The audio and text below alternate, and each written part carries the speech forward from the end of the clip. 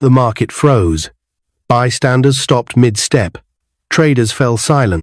Lying on the dusty market ground, groaning, was an elderly woman, her wrapper stained from the dirt, her headscarf half off, revealing greying hair. Tears welled in her eyes, not just from the pain of the kick, but the sting of public humiliation. Towering over her was a young woman in a smart black top, ripped jeans, and sneakers that didn't belong anywhere near red market sand. Her dark glasses reflected the market crowd, but not the shame on their faces. Hands on hips, voice laced with arrogance, she spat the words that would soon echo across the internet. Next time, poor beggar, look at people's faces before you ask for money. You think everyone is on your level? You're lazy. That's why you're begging, the young woman said, bending closer to the fallen woman like a queen addressing her subject. My name is Nadia Abraham. I'm a software engineer at Innovative Hub. Have you ever heard of it? Of course not. Your poor children could never work there. The woman blinked up at her, stunned. I work at the largest tech company in Africa, Nadia added, tossing her braids back as she hissed and stormed off into the crowd. People whispered. Phones recorded. A tall young man rushed to the woman's side, helping her sit up. Ma, are you okay? He asked softly, brushing dirt from her shoulder. But Nadia didn't care. She was already heading toward the vegetable stand, her mind set on selecting the freshest peppers and chicken for her coconut rice.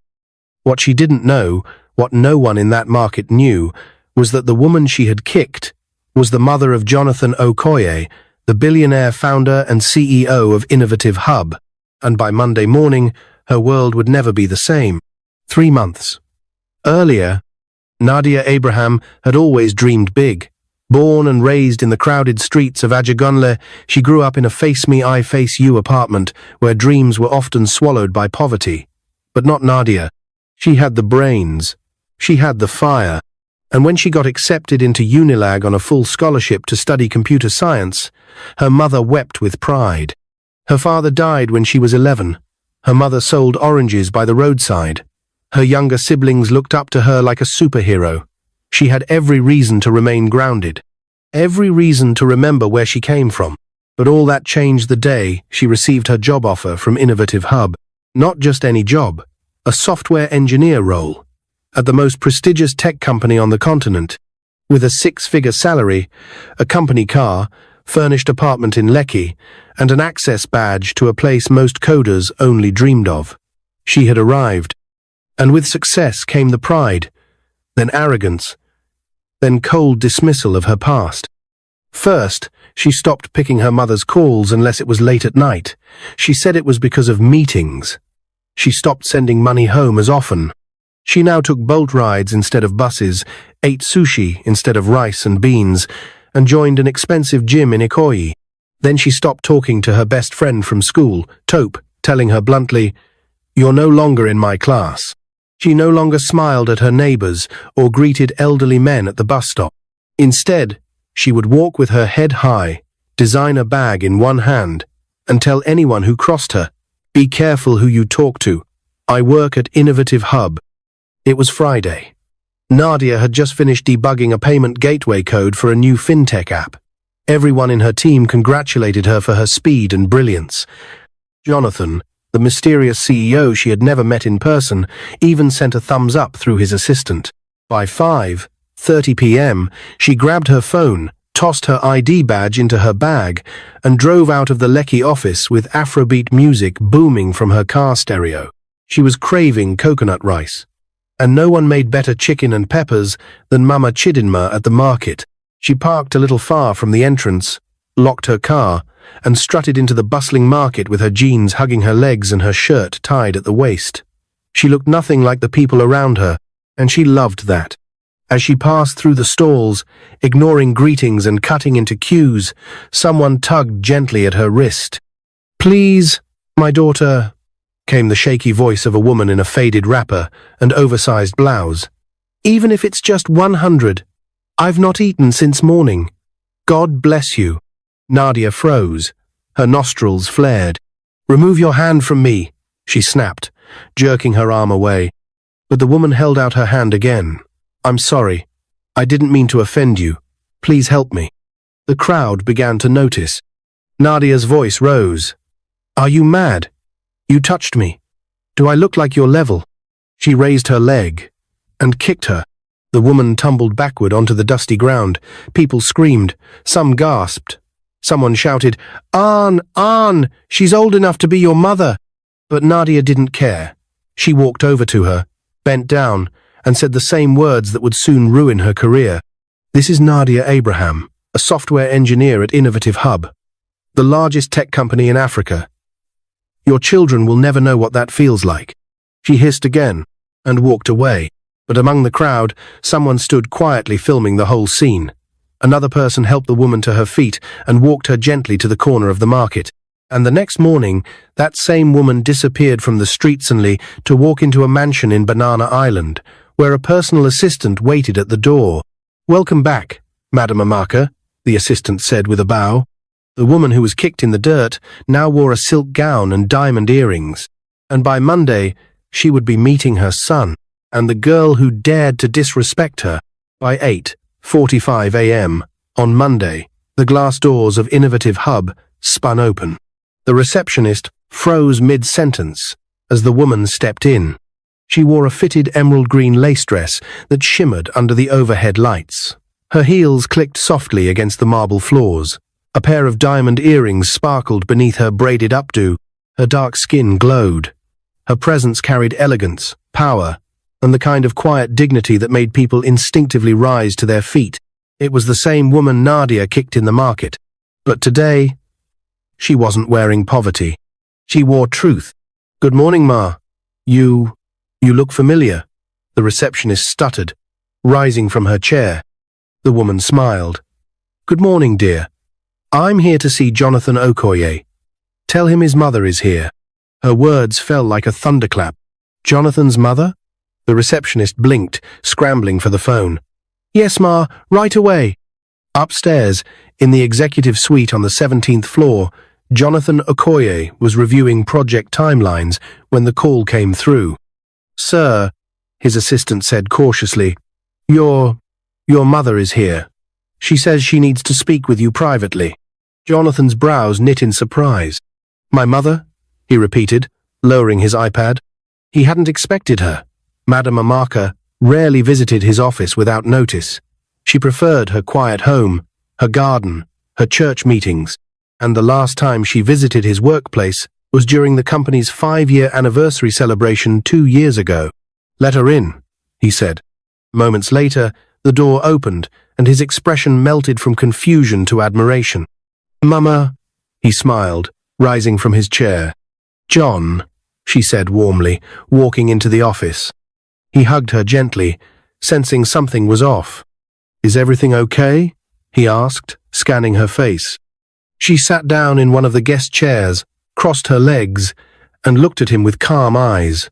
"I'm fine, but I need to see one of your employees, personally." He blinked. "An employee?" She nodded. "Her name is Nadia Abraham." Jonathan leaned back slowly, confused. "Nadia? One of our front-end developers?" "Yes," she said quietly, folding her hands on her lap. There was something in his mother's voice, controlled, deliberate, but not angry. More like disappointed. He pressed a button on his desk. "Get Nadia Abraham to my office. Immediately."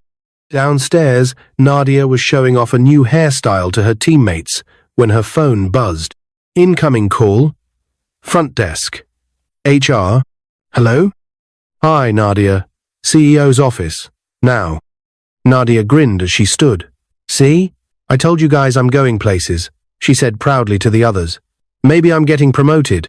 She straightened her blouse, adjusted her ID badge, and walked like she was heading to meet the president himself. She knocked twice on the door, then walked in confidently, her heels echoing in the room. "Good morning, sir," she said, flashing her best smile.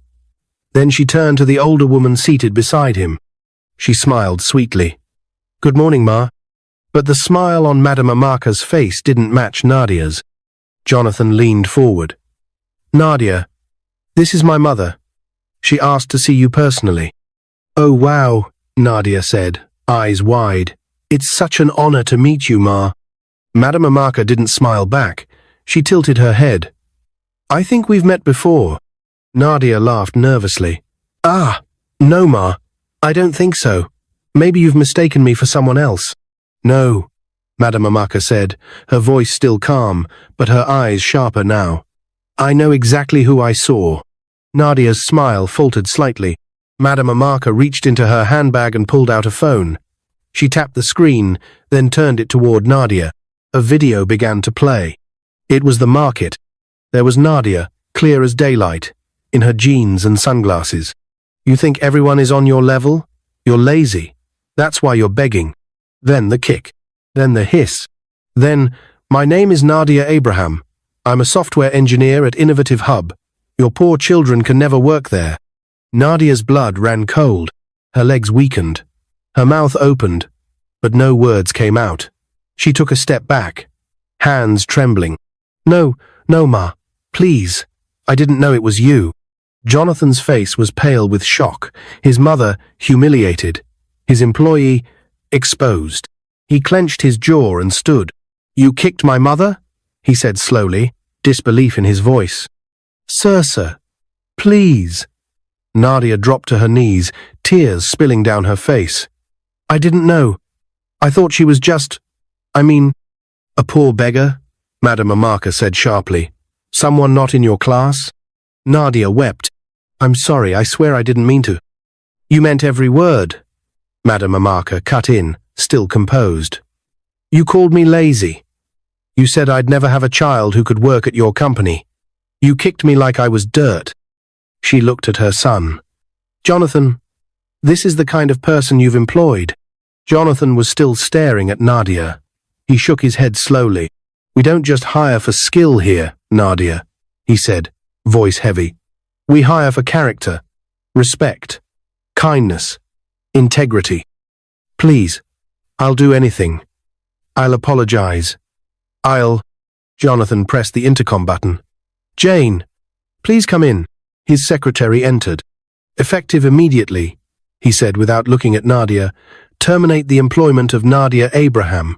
Revoke all access. Clear her workstation. Nadia screamed. Please, Sir Jonathan, I'm sorry. Please. Madame Amaka stood and walked to the door. She paused. I'm not having you arrested, she said. Not because I can't, but because I want you to learn.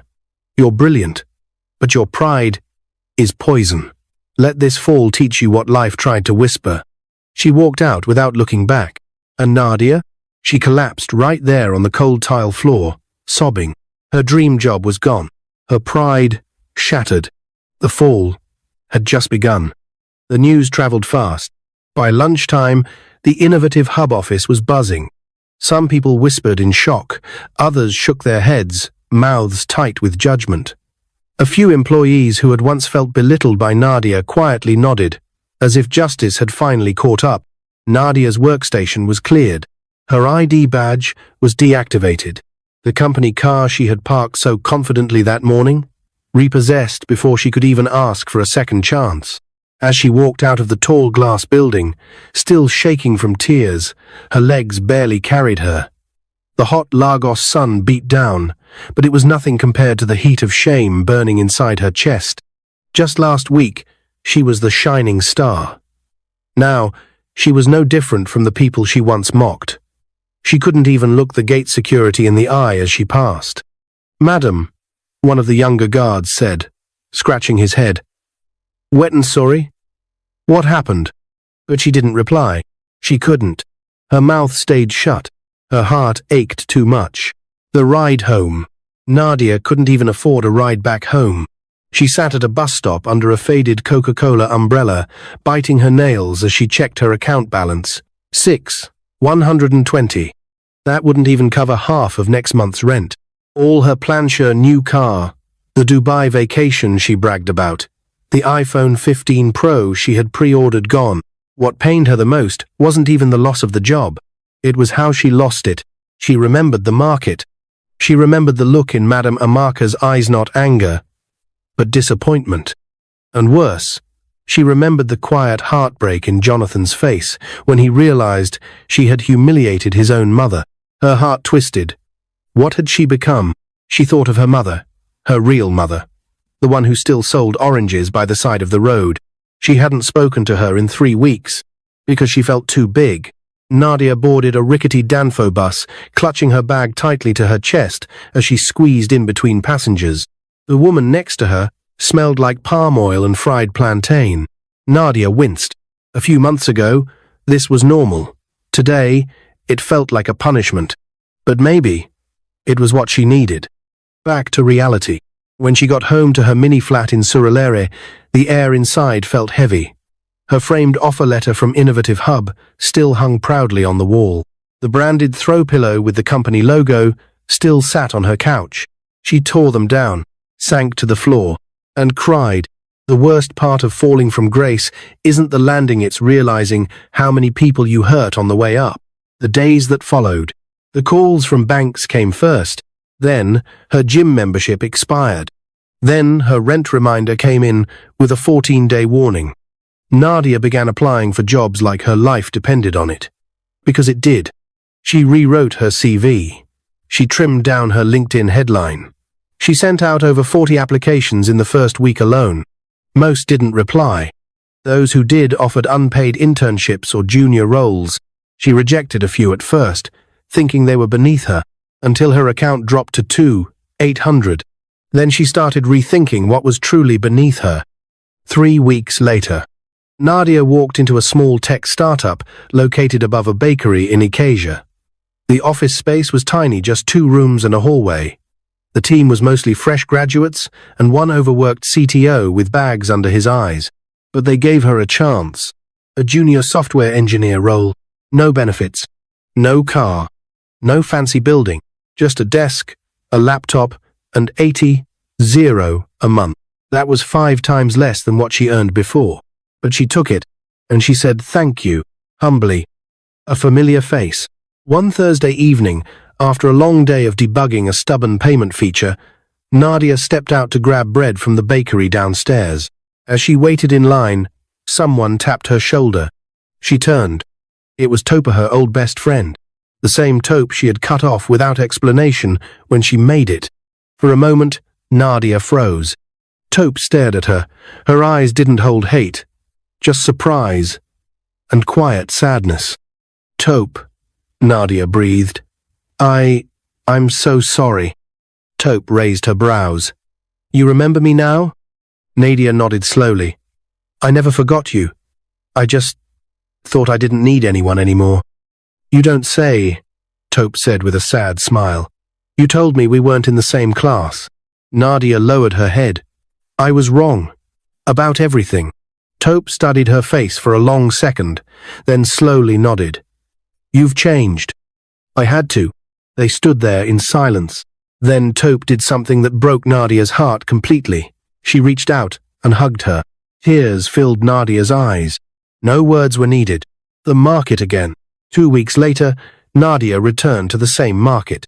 She wore a plain t-shirt and slippers this time. No sunglasses. No pride. She walked slowly between stalls, her eyes searching, until she found her, there sitting near the same corner. Wearing a simple Ankara dress, surrounded by sellers was Madame Amaka. Not in disguise this time. She had come with her church's outreach team to give food to some of the struggling traders. Nadia approached her slowly. Good afternoon, Ma, she said softly. Madame Amaka turned and recognized her instantly. But this time, Nadia didn't wear pride or shame. She wore humility. I came to say thank you, Nadia whispered. And to say I'm sorry again. You didn't deserve what I did to you. Nobody does. The older woman looked at her for a long moment, then gave the smallest nod. You've learned, she said quietly. Nadia blinked back tears. I'm trying to do better, she said. You will, Madame Amaka replied. If you don't forget this pain, you'll grow from it. And just like that, she turned back to handing out bags of rice and beans. But for Nadia, something had shifted. She had started her journey down with a kick. Now, she was climbing back up with every small act of humility. And life was watching. 3 months had passed since Nadia's fall. Gone were the days of tinted windows and elevator views. Now, she took the stairs in a small startup building where the electricity flickered and the internet cut off without warning. Yet, each keystroke she typed carried more meaning than ever before. She was no longer coding for praise. She was building her character, a different Nadia. Nadia had changed. Not just in the way she dressed, although she now wore simpler outfits with less attention-seeking shine, but in the way she spoke to people. She now greeted the cleaner before anyone else in the office. She helped junior interns understand things without belittling them. She even brought food to the security guard, who once offered her an umbrella on a rainy day, the same guard she had once snubbed. Her team started noticing. "Is that really Nadia?" one whispered during lunch. "She used to be so. Full of herself." "I know." But that Nadia was gone. The new Nadia didn't chase titles anymore. She chased kindness. An unexpected message. One rainy Thursday afternoon, as thunder rolled across the sky and water dripped steadily from the leaking roof outside her window, Nadia's Gmail pinged. Subject: Application for software engineer role. Her eyes widened. It was from Tech Cradle Solutions, a mid-tier company she had applied to 2 months ago and forgotten about. She clicked it open, heart pounding. "Dear Miss Nadia Abraham, thank you for your application. We are pleased to invite you for a second interview scheduled for next week, Thursday." Her hands flew to her mouth. A second interview? This wasn't just another startup, it was a reputable company with international clients and growth opportunities. The salary wouldn't match her former job, but it was a big leap from where she was. Excitement surged, but so did fear. Was she ready? Had she truly changed? A familiar voice. That night, Nadia called someone she hadn't spoken to in months. Her mother. "Mummy," she whispered when the woman answered. "Nadia?" her mother gasped. "Is this really you?" "Mummy, I'm sorry. I'm so sorry." Her mother didn't speak right away. Then softly, "I've already forgiven you." Nadia wiped tears from her eyes. "I miss you," she said. "I miss you too. Your siblings ask for you every day." "I want to come and visit this weekend," Nadia said. "Come. There's always food for you here." The visit that healed. That Saturday, Nadia boarded a public bus and rode all the way to Ajagunle. When she stepped out and saw the familiar dusty streets of her childhood, something in her heart ached and healed. Children still ran barefoot across the potholes, women still sold fried yam by the roadside, and the scent of home struggle and resilience welcomed her back. Her mother's eyes watered as she opened the front door. She had aged, but her love hadn't changed. They hugged tightly, and that evening, as they shared a plate of jollof rice, Nadia looked her siblings in the eyes and said, "Don't ever think you're less than anyone else because of where you come from." The interview. Thursday arrived. Nadia stood before the mirror, wearing a modest navy blue gown and a soft smile. No flashy jewelry, just her, a pen, and the lessons life had written into her heart. When she entered Tech Cradle Solutions, the receptionist smiled. "Good morning," the lady greeted. "Good morning," Nadia replied genuinely. "You're doing a great job." The receptionist blinked, surprised. No one ever said that. Nadia walked into the interview room, where 3 panelists sat waiting. To her surprise, one of them was a woman she recognized. It was the same young man who had picked Madame Amaka up from the ground in the market, the one who had helped the beggar while Nadia had walked away. He recognized her too. Their eyes locked. There was a long silence. Then, he smiled. It wasn't a smug smile. It was warm, like someone who knew she had changed. "Miss Nadia," he said, extending a hand. "Welcome. Let's begin." The aftermath. When Nadia stepped out of the building, she wasn't sure if she'd nailed the interview, but she was sure of something else. She had earned her dignity back. She had apologized to those she hurt. She had returned to the roots she once rejected, and she had started giving back. Every Friday now, she sent $50 worth of groceries to a struggling widow near her new office. She didn't ask for thanks. She didn't take pictures. She just gave, because for the first time, she understood. Kindness is never beneath you. A shocking invitation. One Tuesday morning, 2 weeks after the interview, she received a package. No name on the box, just a gold-embossed envelope. Inside was a neatly folded invitation card. Dear Nadia Abraham, you are cordially invited to the 10th anniversary gala of Innovative Hub. Venue, the Grand Hall, Victoria Island. Time, 6:00 p.m., Friday. Dress code, formal. Entry by invite only. Her hands trembled. Innovative Hub? After everything? Why would they invite her? Then she saw the initials at the bottom corner. Madam Amaka. Nadia sat down slowly, heart pounding. What did this mean? Was it forgiveness? Was it another test? Whatever it was, she knew one thing. She would show up, but this time no to boast, not to prove anything, but to walk in grace and face whatever was coming next. Friday evening came faster than Nadia expected. She stood in front of her small mirror, hands trembling slightly as she adjusted the sleeves of her long, simple black gown. No flashy makeup, no designer tags, just a quiet elegance that came from within. This time, she wasn't dressing to impress. She was dressing with humility. The Grand Hall, the gala venue, glowed like a palace. Gold chandeliers, velvet carpets, a sea of dignitaries, tech giants, and media personalities. Nadia stepped out of the cab she could barely afford, clutching the invitation in her palm like it was her last proof of belonging. The guards at the entrance looked her over, but said nothing. Once they saw the card, they opened the gates. Welcome, Miss Nadia Abraham, one of them said. She almost laughed at the sound of her name again in such a place. Inside, familiar faces buzzed around. Old colleagues, ex-teammates. Even her former manager was there, laughing with executives. Some noticed her, some stared. Whispers followed. Wasn't that the girl who was fired? What is she doing here? But Nadia kept her head up, not with arrogance this time, but quiet strength. Then the lights dim. The host stepped up. Ladies and gentlemen, welcome to Innovative Hub's 10th anniversary gala. Applause filled the air. The speech began. Memories were shared, projects were highlighted, awards were given. And then the host smiled. Now, to close tonight's celebration, please welcome to the stage the founder and CEO of Innovative Hub, Mr. Jonathan Okoye. The crowd rose in applause. Jonathan walked in wearing a sleek black tuxedo, his expression warm and composed. But Nadia's eyes widened because walking beside him, radiant in gold and lace, was Madame Amaka. She looked directly at Nadia and smiled. The moment of truth. Jonathan stepped to the podium. He gave his speech, thanking partners, honoring mentors, and encouraging young tech minds. But then, he paused. Before I end, he said, I want to share a story about pride, kindness, and second chances. The hall fell silent.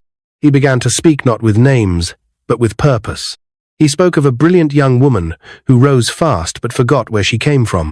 He spoke of how her arrogance led to an unforgettable mistake, one that reached someone very close to him. He spoke of how she lost everything and how she found herself again. And then, for the first time, he said her name. Nadia Abraham. Gasps rippled through the hall. Nadia froze. I want to tell you all tonight, Jonathan continued, that redemption is possible. Nadia made a mistake, but she didn't stay down. She owned it, she learned, and she changed. He stepped away from the mic and turned to her. Nadia, please, come forward. She didn't move at first. Then slowly, shakily, she rose. All eyes followed her as she walked down the aisle toward the stage. Tears shimmered in her eyes, but she held her head high, not with pride, but with grace. When she reached the stage, Jonathan took her hand. Madame Amaka stepped forward too. In front of the entire hall, she smiled gently.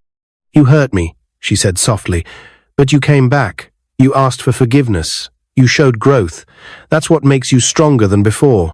Then she turned to her son. I think your company could use someone like that. Jonathan nodded. We'd be honored to have you back, Nadia. But this Timano just for your coding skills. For your character. A stunned silence filled the room. Then, applause. Slow at first. Then stronger. People rose to their feet. Nadia stood there, unable to speak, her chest tight with gratitude. She had been kicked out in shame. Now, she was welcomed back with honor. But the greatest gift she received that night wasn't the offer to return. It was the lesson, and the chance to begin again with humility in her heart and kindness in her hands. Nadia didn't take the same job back. Instead, she requested to return as a junior mentor for the company's Ethics in Tech initiative, where she now tells her story to interns and junior engineers. And every Friday, she still visits the market not to buy anything, but to serve. Because life had taught her a powerful truth. Titles fade, looks deceive, but kindness always speaks loudest. If you like this story, comment, share, and subscribe to our channel for more interesting stories.